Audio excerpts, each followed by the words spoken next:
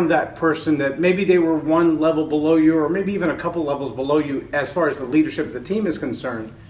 But you felt like every time they were around you, they made you feel good. Not only made you feel good, but made you look good in front of others. That they would come around and other people would be like, wow, you're right. They really are a good leader, or they really are a great accountant or firefighter or truck driver or teacher.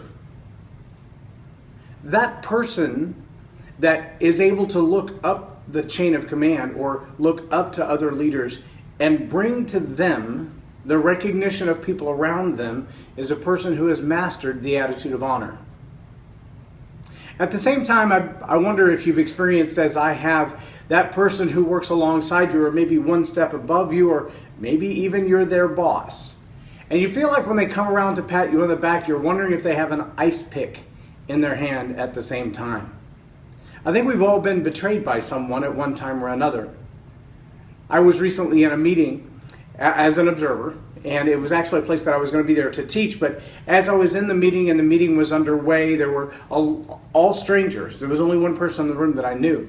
And as I watched the dynamics of the team, one of the current leaders of the team, an elected leader of the team, was about to make a presentation. And before that person could start their presentation, someone else stood up, took command of the floor, and began to undermine or derail what that person was going to do.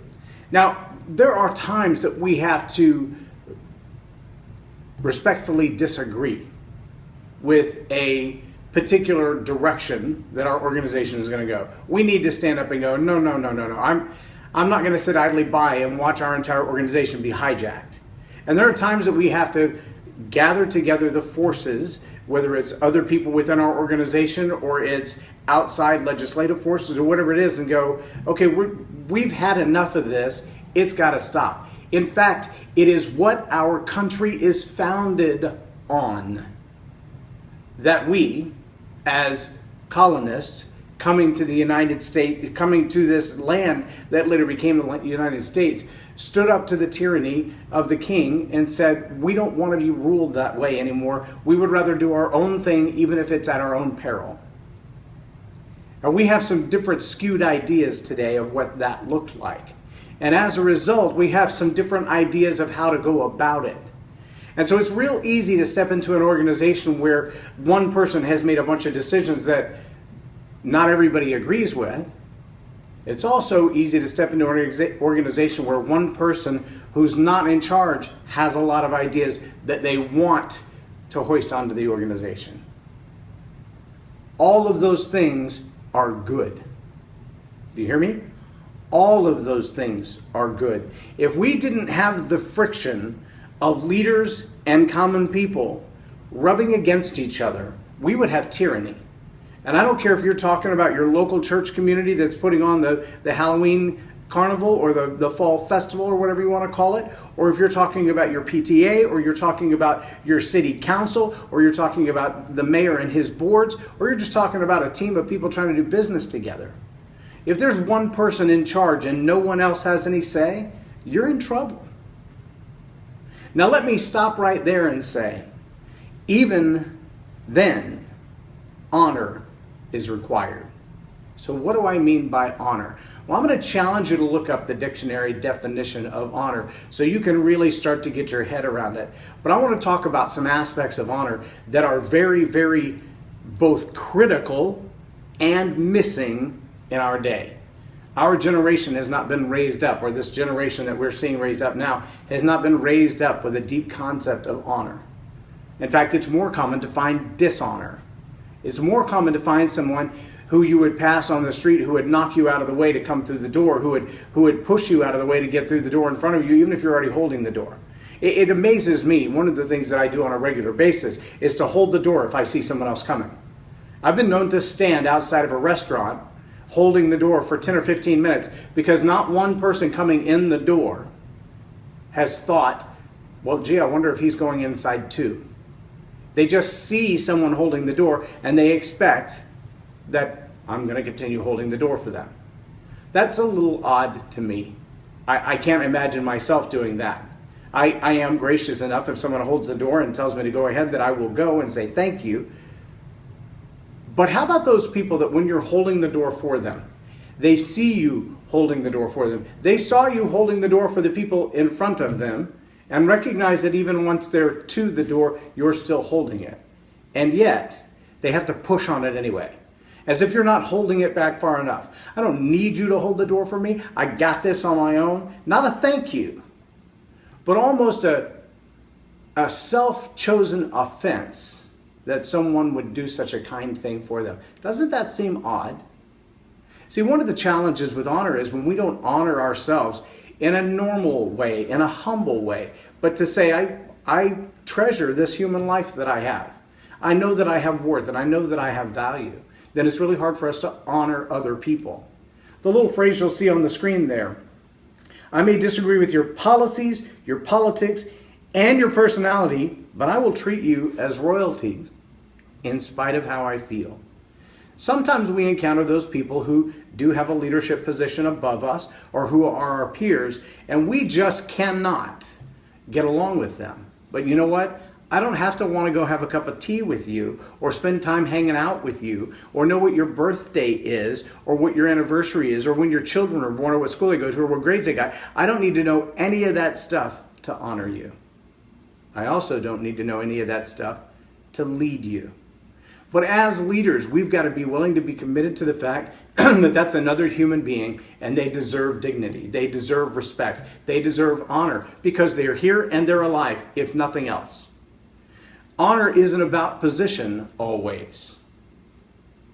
Honor is about humanity. And when we value humanity, it's a whole lot easier to look another person in the eye, regardless of their race, regardless of their education level, regardless of their job title, regardless of their knowledge in the field that you're working together or working against each other. One of the things that I despise about today's political circles is how quickly, for the sake of expediency and nothing else. A perfect example, just look at the Republican Party. 14 players in the field when it started. And from the beginning, every one of them like piranha at each other's feet, tearing the other one down, destroying their reputation, assassinating their character. No honor at all. Until a victor rose up. And then somehow there's this expectation that because they're our guy, because they're on our side, because they vote like we vote or speak like we speak, or at least say they will right now, we're all supposed to rally around them. Now, I get that for the sake of political will and political influence and political win. But does that not destroy the value of humanity? When we backbite and condemn and destroy each other's reputations, and then say, oh, let bygones be bygones. That was a week ago. Come back and join my side now. I mean, I'm the front runner. You should be on my side. I understand there's a lot of political talk about Ted Cruz and how he didn't endorse Donald Trump at the Republican convention. I'm afraid I have to take Ted Cruz's side in the idea of saying my integrity and my character allowed me to be consistent. But I also have to say, Ted, were you that consistent through the whole political cycle? Did you use words that demean, words that reject, words that destroy through the cycle of the political campaign for the primary? I'm not going to try to answer that question, but I'll let you ask it yourself and answer it yourself. And all of the rest of us, I'm going to ask the same question. Do we at any point, through our words or our actions, dishonor others and then expect them to be solid on our team later? See, sometimes that honor is, I don't like you, I don't agree with you, that's not the way I would do it, but I'm not going to destroy you as a human because you're a human. I'm not going to call you names that demean your ability to be alive, or your self-worth, or your worth to your family. I've had those encounters with people where this vomit of words comes out of their mouth and all they want to do is tear you down. They want you to feel small and useless so that they feel better. That's not honor. And sometimes honor doesn't feel good to the person giving honor. Do you know what I mean by that? Have you ever had that time where perhaps as a child you got disciplined by your parents But you just wanted to smash them in the head with a skillet or something. You wanted some kind of retaliation. You wanted some opportunity to go, but no, I want my way. Isn't that really the crux of all of our human battles, selfishness and will? And yet at the same time, if you grew up in a home like mine, if mom's disciplining you, even if she's wrong, to cross the line of telling her so, to cross the line of disrespecting her to her face, to call her a name, to shout back at her, only doubles the wrath. There's nothing good to come of it. Now, there may be a time that after the heat of the moment passes, you can come back and have that conversation and go, this happened, but, I don't think it should have, and here's why. And I think whether you're talking about political circles or at work or at church, we have the same issues. But we have people who stand up in congregations and talk back to their pastors. We have people who stand up in political meetings and shout out at the top of their lungs in defiance of everything else that's going on. We have subsections of our overall society, subcultures in our overall society that will stand up and scream to get their own way, even though they represent a very, very, very, very small percentage of our society. But because they're the loudest, everyone pays attention to them. Is that honor or dishonor? I'll let you decide that. Here's a couple of things you need to know about honor. Honor is the action of respect. Honor is the action of respect. Honor is what you do when you respect someone. Respect is the way you feel about them. Honor is what you do when you feel that way. Honor is the action of respect. It goes beyond kind words. As an example, there's a sister in Christ that I work with from time to time that when we're doing events together, she's usually the one out front. She's the host, she's in charge, she's managing the whole event, or at a minimum, she's one of the ones speaking on the platform, and so her time and attention is very narrow. For me to assume then that she's going to stop what she's doing because I have a question for her is a little bit demanding on my part. For her to be in the middle of another conversation and me to walk up would be an interruption, and that would be dishonoring and disrespectful both to her and the person she's having a conversation with. There's this little thing called protocol that this generation has not been taught, or if they have, they haven't caught on to it. There's a great teaching, 31 Pillars of Honor by Dr. Mike Brown. If you can get your hands on that, that's good stuff. It'll walk you through how honor and dishonor can build or destroy relationships. But honor is an attitude. And by attitude, I mean Dr. Caroline Leaf's neuroscientific definition of attitude. A thought plus feelings equals attitude. It's not just the thing that you think, it's how you feel about it when you think it. That's your attitude. If I think about green cars and I have no emotion whatsoever, that's not an attitude, it's a knowledge. But if I think about green cars with blue lights flashing, then I may be thinking about the old Oklahoma State Troopers cars, and that gives me a nervous stomach because when I was a kid, we never wanted to see those pulling us over, right? So there's a thought plus an emotion, that equals an attitude. We need to have honor toward others in a way that we think about them and we feel good for them. We think about them and we feel like we need to give them respect. We think about them and we feel warm fuzzies all inside. That's a choice though, and sometimes that's hard. Honor is when that attitude is there, the thought and the feeling, and it causes us to behave in a way, because that's the way it always works. The attitude cycle, we think a thought, we feel a certain way about it, we act on that, it creates circumstances which causes us to think about it again. We'll go into that another time. The idea of honoring someone, though, doesn't simply mean you say, hey, yeah, I like you.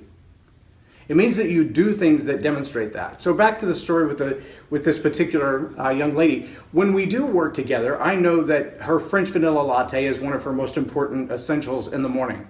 And there have been several occasions where we've been in proximity, maybe not even assigned to work together, but she's doing her thing and I'm doing my thing, and I realize she doesn't have her cup with her.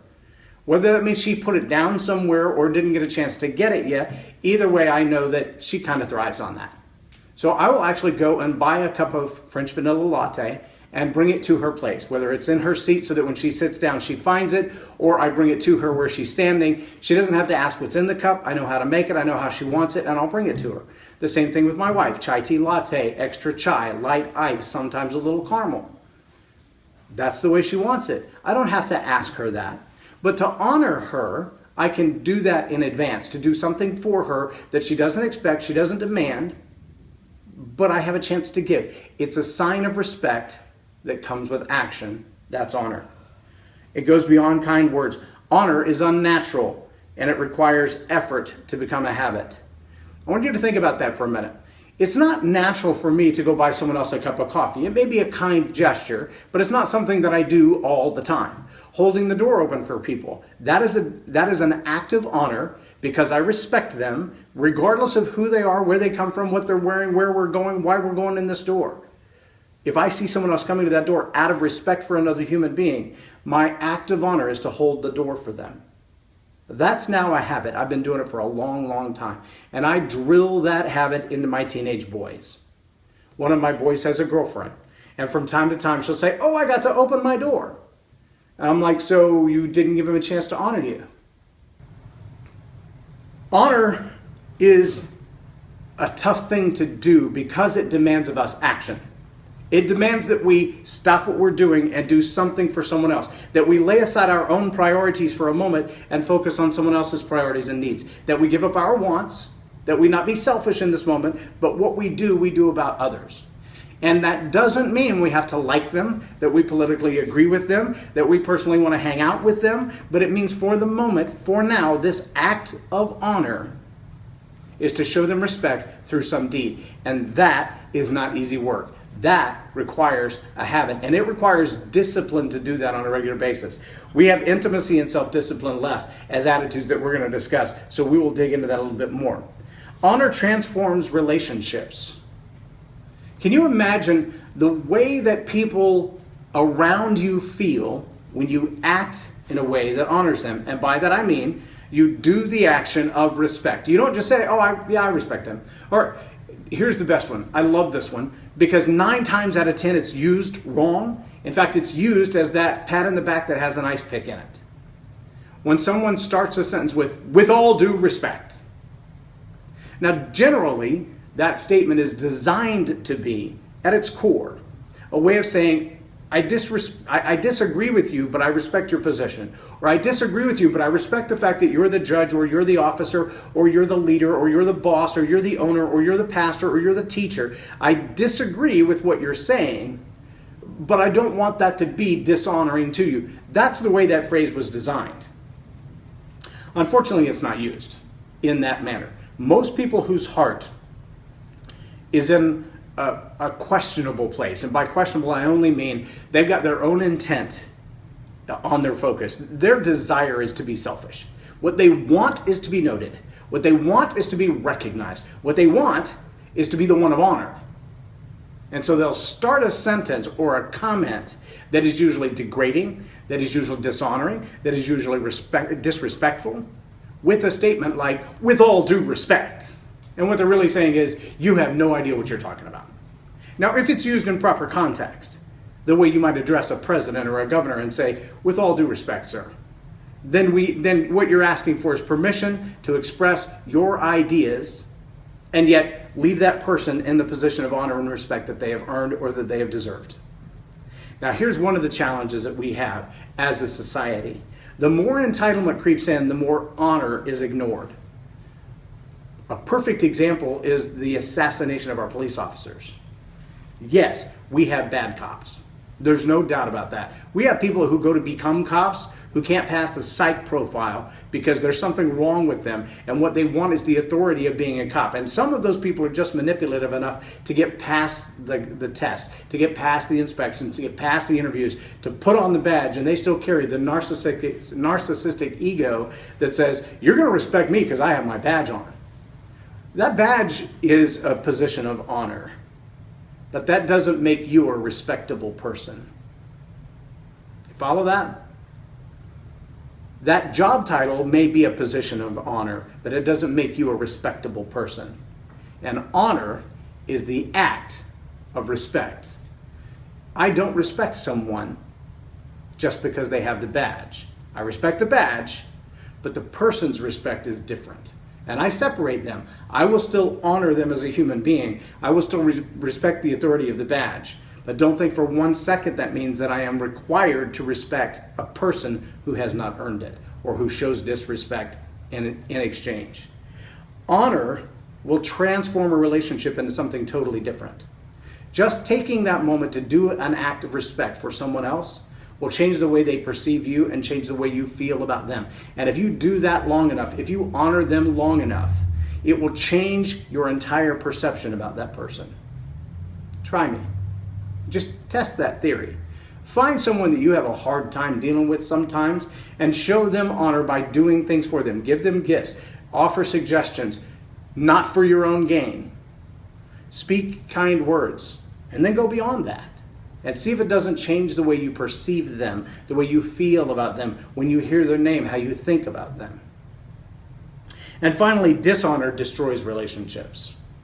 A husband who cheats on his wife, an employee who steals from the company, a business partner who lies and manipulates, a politician who makes promises and never lives up to them, a pastor who's unfaithful to his church. All of those are signs of dishonor. They're acts of disrespect. And they will absolutely destroy the relationships that you have. They'll destroy the relationships with people who work around you and work for you. They'll destroy relationships within your home. If you dishonor your spouse, whether it's man to wife or wife to husband, if you dishonor your spouse, that relationship is in trouble. If you dishonor your children, that relationship is in trouble. Children, if you dishonor your father and your mother, that relationship is in trouble. In fact, the Bible says to honor your father and mother, or obey your father and mother. It's the only commandment that comes with a covenant promise on the backside of it. If you dishonor, your life will not go well on this earth.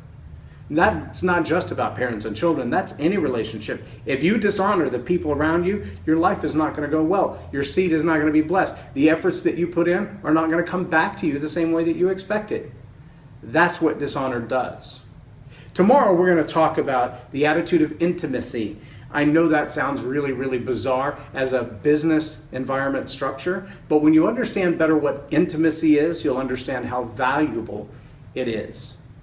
Today, I want to wrap up by reminding you that honor is the act of respect. Serving others in committed action transforms me into a better person, even if I don't like them. Get out your lipstick, get out your wax pencil, your dry erase board, and write that one down. Serving others in committed action transforms me into a better person, even if I don't like them. I don't have to want to go to your birthday party to honor you. I don't have to want to spend time hanging out with you and your kids at the lake to honor you. But I do have to respect you as a human being to honor you.